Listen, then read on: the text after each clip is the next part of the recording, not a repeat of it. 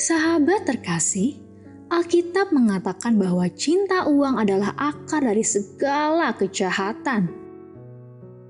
Dalam memenuhi kebutuhan hidup, memang harus didapatkan dengan uang. Namun, uang bukanlah fokus atau tujuan hidup kita. Jadi, sahabat, janganlah hidup untuk uang. Mari fokuskan diri kita pada Tuhan agar damai sejahtera hadir untuk kita.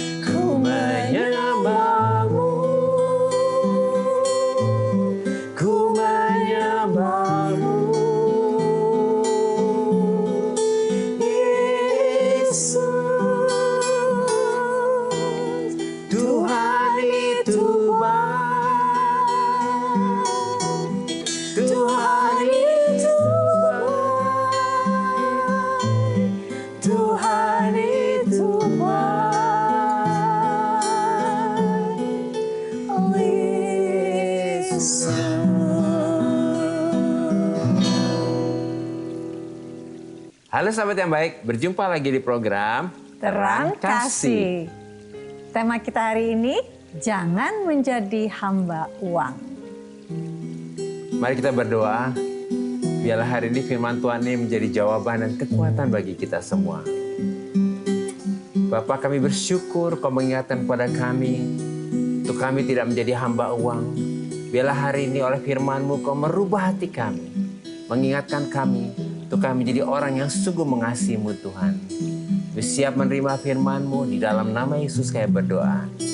Amin. Amin. Sebelum kita baca firman Tuhan, mari kita katakan apa kata Tuhan tentang diri kita. Bahwa saya spesial di mata Tuhan. Saya berharga di mata Tuhan. Saya sangat dikasihi Tuhan. Kehidupan saya dan masa depan saya bersama Tuhan adalah sungguh amat baik. Katakan amin. Amin. Nah, sahabat yang baik, mari kita baca firman Tuhan ini dari 2 Timotius pasal yang ketiga ayat yang ke-1 sampai dengan yang kedua. Demikian firman Tuhan. Ketahuilah pada hari-hari terakhir akan datang masa yang sukar. Manusia akan mencintai dirinya sendiri dan menjadi hamba uang.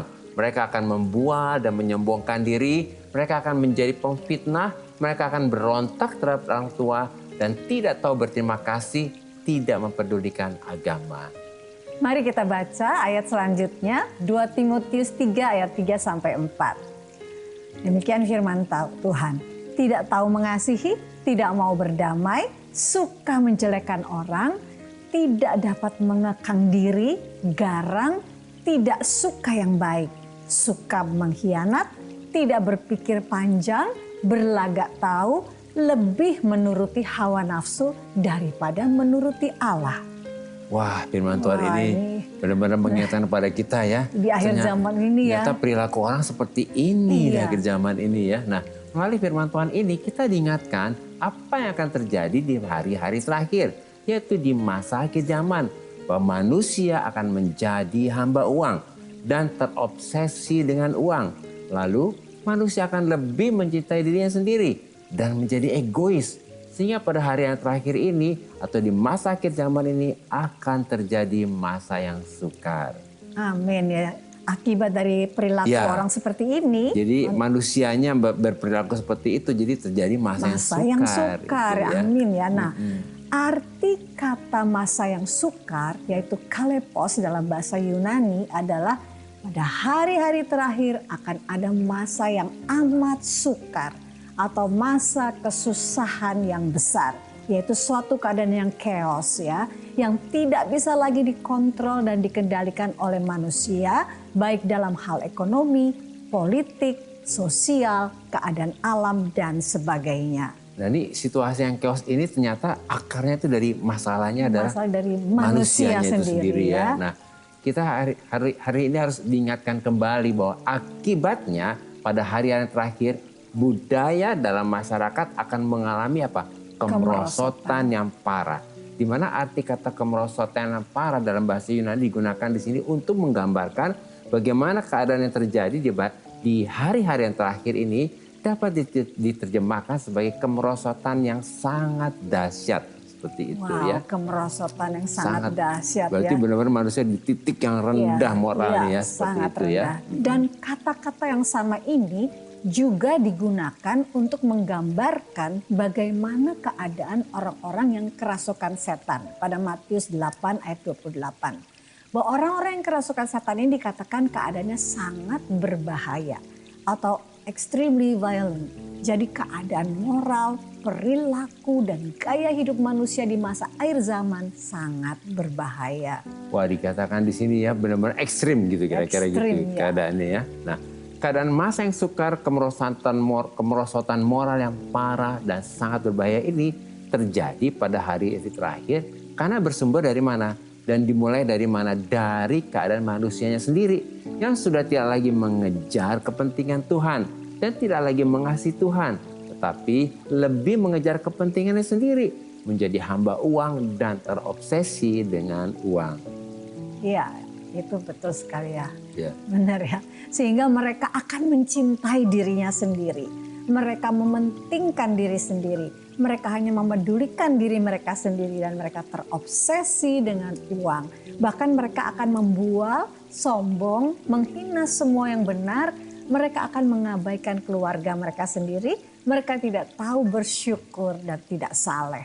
Wah ini benar ya, tidak tahu bersyukur ya. Banyak sekali kadang-kadang orang tidak menyadari bahwa Tuhan itu baik ya. Iya. Jadi tidak tahu bersyukur. Nah kemudian mereka akan menjadi apa? Kecanduan fitnah yang penuh kebencian dan jahat. Mereka menjadi budak dari keinginan mereka sendiri. Dan mereka akan menjadi orang yang buas, pembenci apa yang baik dan apa yang benar. Lalu perilaku mereka menjadi licik, bertindak seenaknya, tidak mau berubah dan terbungkus dalam awan-awan kesombongan mereka. Jadi dari luar kayaknya baik Iya, gitu ya. jadi terbungkus. Dibungkus ya gitu ya dengan kelihatannya kesombongan mereka ya. Nah, ya. selanjutnya mereka lebih suka kenikmatan dunia daripada mencintai Allah. Nah, itu yang terjadi ya. Iya, dan mereka berpura-pura menghormati Allah, tetapi pada kenyataannya mereka tidak menginginkan kuasa Allah. Dan firman Tuhan mengingatkan kita supaya menjauhi orang-orang seperti itu. Ya, artinya kita diingatkan ya, orang-orang seperti ini berpura-pura seperti itu ya. Jadi Tuhan ingatkan hari ini itu yang terjadi di masa akhir zaman ini. Nah, sahabat yang baik, mari kita baca firman Tuhan ini akan menguatkan kita dari 2 Timotius 3 ayat yang kelima. Demikian firman Tuhan. Secara lahiriah mereka menjalankan ibadah mereka, tetapi pada hakikatnya mereka memungkiri kekuatannya. Jauhilah mereka itu. Nah, firman Tuhan mengatakan supaya kita menjauhi orang-orang yang berperilaku tidak benar ini, yaitu berpura-pura menghormati Allah. Oleh karena itu kita jangan menjadi hamba uang dan jangan mengejar kepentingan sendiri. Tetapi supaya kita mengasihi Tuhan dan mengejar kepentingan Tuhan, maka kita akan diluputkan dari masa yang sukar dan dijauhkan dari kemerosotan moral yang parah di masa akhir zaman ini. Nah benar ya, kita harus minta pertolongan Tuhan supaya diluputkan dari semua ini ya. Nah melalui renungan singkat ini kita diingatkan bahwa masa yang sukar itu terjadi di masa akhir zaman karena apa? Karena manusia mengejar kepentingannya sendiri, menjadi hamba uang dan terobsesi dengan uang. Tetapi ketika kita lebih mengejar Tuhan dan mengasihi Tuhan, maka kita akan diluputkan dari masa yang sukar ini. Dan kita dijauhkan dari kemerosotan moral yang parah. Sehingga kehidupan kita memuliakan Tuhan. Amin. Nah sahabat yang baik, demikianlah firman Tuhan untuk hari ini. Jangan kemana-mana, pastikan tetap ada di Terang Kasih.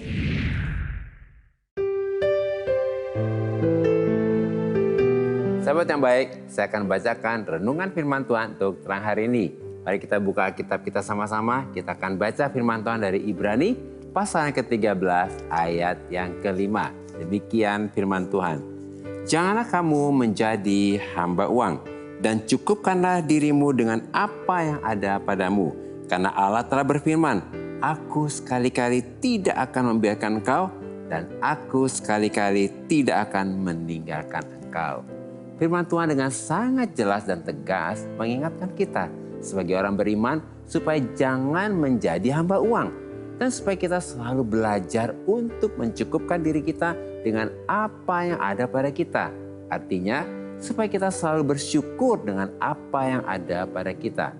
Sebab Tuhan berjanji bahwa Tuhan sekali-kali tidak akan membiarkan kita. Dan Tuhan sekali-kali tidak akan meninggalkan kita. Artinya kita harus mempunyai belief system atau sistem keyakinan yang percaya, mengerti dan menyadari bahwa Tuhan tidak akan membiarkan kita kelaparan, kekurangan dan kesusahan.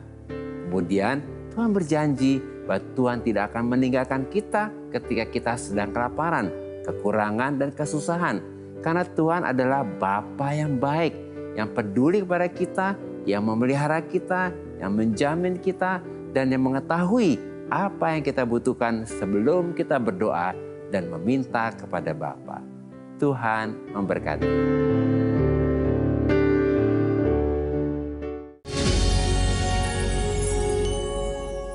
Halo sahabat yang baik, kembali bersama kami dalam acara Terang Kasih dengan tema Jangan Menjadi Hamba Uang. Nah, ini ada beberapa DM masuk, satu diantaranya kita akan baca ya, silakan saya. Ini dari Rahel Vivian ya. Halo Pak Agus dan Bu Mala. Halo juga Rahel. Kami berharap Rahel sedang menyaksikan acara ini ya. Demikian isi DM-nya. Saya mau cerita, saya sedih sekali. Kedua kakak saya sering sekali bertengkar karena harta warisan. Hal itu membuat suasana rumah menjadi tidak harmonis dan hubungan keluarga kami jadi renggang dan jauh dari Tuhan. Emangnya harta warisan sepenting itu ya Pak dan Bu? Ya. Nah ini Rahel luar biasa ya. Dia prihatin banget ya. Iya, udah bersaudara ribut hanya karena warisan. Karena warisan ya. Rahel kami sangat mengerti kesedihan Rahel. Karena kedua kakak Rahel kan sering kali bertengkar karena harta warisan. Sebab Yesus pun pernah diminta oleh seseorang supaya Yesus bicara kepada saudaranya untuk berbagi warisan dengan dia. Itu ada ya di Alkitab ya. Tetapi Yesus menegur orang itu dan sesuai dengan tema kita ini hari ini ya. Supaya kita jangan menjadi hamba uang ya. Oleh karena itu Rahel, mari kita doakan kedua kakak Rahel supaya jangan menjadi hamba uang ya. Nah ini ada dalam firman-Nya dalam Lukas 11 ayat 15. Katanya demikian firman Tuhan ya. Katanya lagi kepada mereka, berjaga-jagalah dan waspadalah terhadap segala ketamakan. Sebab walaupun seorang berlimpah-limpah hartanya, hidupnya tidaklah tergantung daripada kekayaannya itu ya. Firman Tuhan sudah mengatakan demikian bahwa kita harus berjaga-jaga di ketamakan karena sekalipun kita berlimpah hidupnya ya, tapi hidup kita ini tidak tergantung daripada kekayaan itu. Jadi Rahel saat ini biarlah kita Rahel berdoa dan Rahel mungkin juga bisa tunjukkan di tengah-tengah keluarga bagaimana Rahel bersikap tidak menjadi hamba uang gitu ya, bahwa semuanya diserahkan kepada Tuhan ya, karena hidup kita bukan tergantung kepada apa yang kita miliki gitu ya. Jadi kita mau berdoa untuk Rahel dan khususnya untuk kedua kakaknya, bahkan juga untuk mungkin sahabat-sahabat yang baik yang lain ya, sedang konflik warisan, ribut soal uang. Akhirnya hubungan persaudaraan jadi rusak, terganggu ya. Jadi semua jadi rusak semua ya. Kita mau berdoa ya, Rahel ya. Kita sama-sama berdoa, kita sepakat karena kita percaya kalau Yesus menegur orang yang ribut soal warisan supaya tidak lagi bertengkar hanya soal seperti itu gitu ya. Kita mau juga berdoa saat ini ya. Bapak Surgawi, terima kasih Bapak untuk Rahel, anakmu yang terkasih ini yang begitu prihatin kepada kedua kakaknya yang selalu memperebutkan soal harta warisan. Kami tahu bahwa Tuhan Yesus sudah memperingatkan kami. Untuk kami tidak menjadi pribadi-pribadi yang tamak, yang memperebutkan hal-hal seperti warisan dan keuangan dan sebagainya. Tapi biarlah kami Tuhan menyadari bahwa hidup kami bukan ditentukan dengan apa yang kami miliki, harta apapun yang berlimpah-limpah.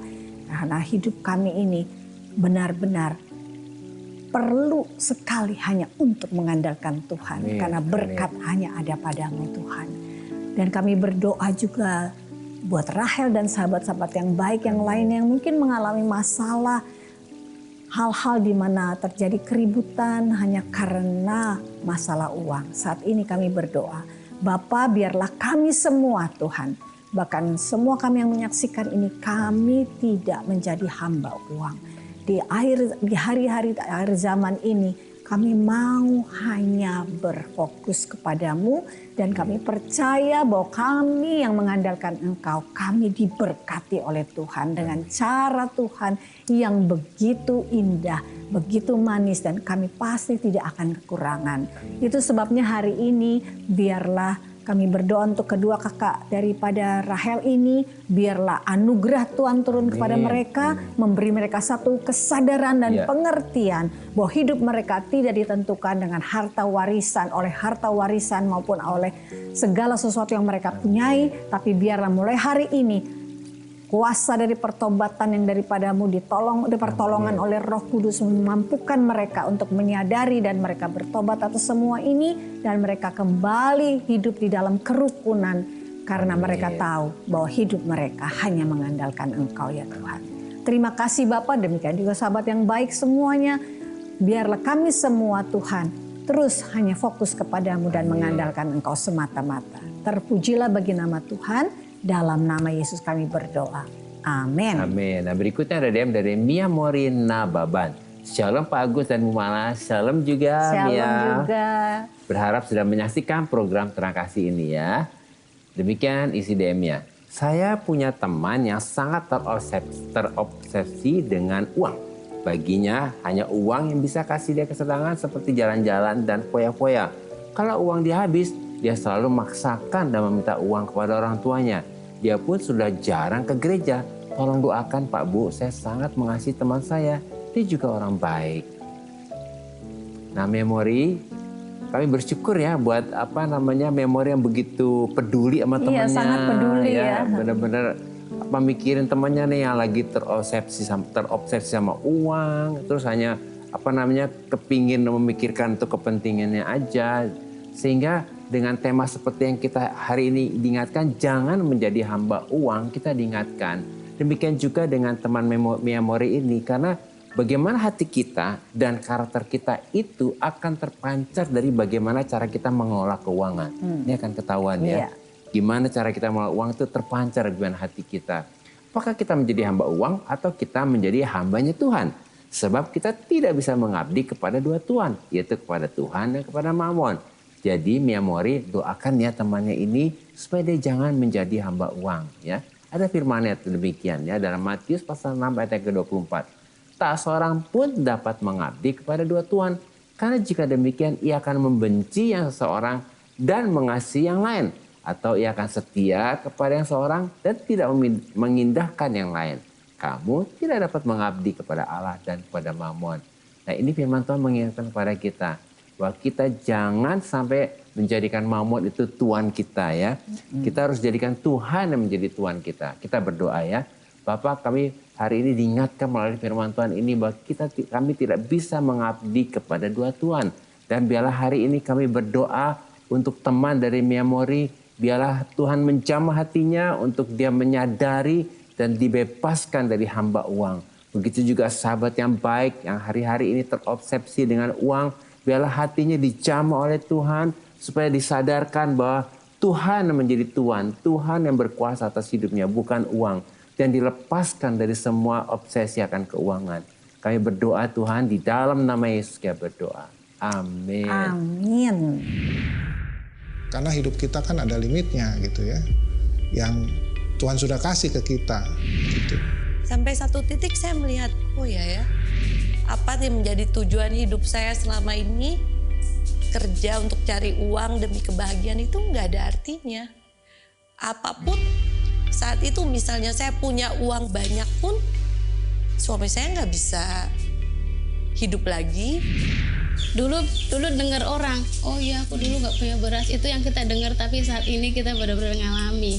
Walaupun mungkin kondisi seperti ini, tapi tetap sukacita. Karena apa? Kita merasakan pemeliharaan Tuhan, ajaibnya Tuhan itu kita alami di sini. Apapun yang kita harus jalani itu adalah kedaulatan Tuhan dan kita harus tetap mensyukuri.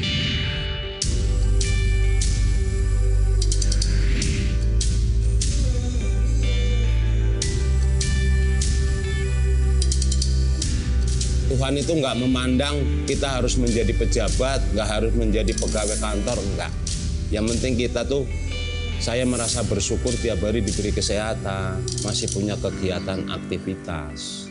Sahabat yang baik, jika saudara ingin memberikan kesaksian seperti tadi, silahkan DM ke Instagram @rangkasih_rtv.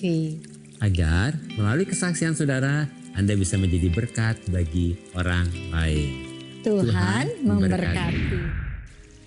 Sahabat yang baik, terima kasih buat respon dan DM-DM-nya kepada kami dalam program Terang Kasih ini. Terima kasih ya. Ya, terima kasih ya. Mari saat ini kita kembali diingatkan sesuai dengan renungan kita. Hal-hal apa yang perlu kita ingat supaya kita jangan menjadi hamba uang. Ya. Yang pertama, di masa yang sukar dan kemerosotan moral yang parah ini terjadi di masa akhir zaman. Karena perilaku manusia yang lebih mengejar kepentingannya sendiri menjadi hamba uang dan terobsesi dengan uang. Yang kedua, ketika kita lebih mengejar kepentingan Tuhan dan mengasihi Tuhan, maka kita akan diluputkan dari masa yang sukar. Dan kita akan dijauhkan dari kemerosotan moral yang parah. Sehingga kehidupan kita memuliakan Tuhan. Yang ketiga, kita diingatkan supaya di masa akhir zaman ini kita menjauhi orang-orang yang berperilaku mengejar kepentingannya sendiri dan yang menjadi hamba uang. Sebab pergaulan yang buruk akan merusakkan kebiasaan yang baik. Nah sahabat yang baik, apakah saat ini kau sedang menghadapi situasi yang sulit dalam kehidupanmu dan sangat membutuhkan pertolongan Tuhan? Mari datang kepada Tuhan dan serahkan semua kepada Tuhan. Dan sahabat yang baik, mari saat ini buka hatimu dan persilahkan Roh Kudus menyingkapkan hal-hal yang tidak benar di dalam hatimu dan di dalam kehidupanmu. Kemudian buka hatimu dan persilahkan Yesus masuk ke dalam hatimu supaya menjadi Tuhan dan Juru Selamatmu. Lalu bersyukurlah dan katakan bahwa engkau mengasihi Yesus. Mari kita datang kepadanya. Bapa, kami bersyukur oleh anugerah Tuhan. Di masa sukar ini Roh Kudus menolong dan memampukan kami untuk lebih mengejar kepentingan Tuhan daripada kepentingan sendiri. Dan untuk kami lebih mengasihi Tuhan. Kami percaya dan kami deklarasikan bahwa oleh anugerah Tuhan, Roh Kudus meluputkan kami dari masa yang sukar dan menjauhkan kami dari kemerosotan yang parah, sehingga kehidupan kami memuliakan Tuhan. Dalam nama Yesus, amin. Terima kasih sahabat yang baik sudah setia menyaksikan program Terang Kasih. Sampai jumpa kembali di episode selanjutnya. Tuhan memberkati.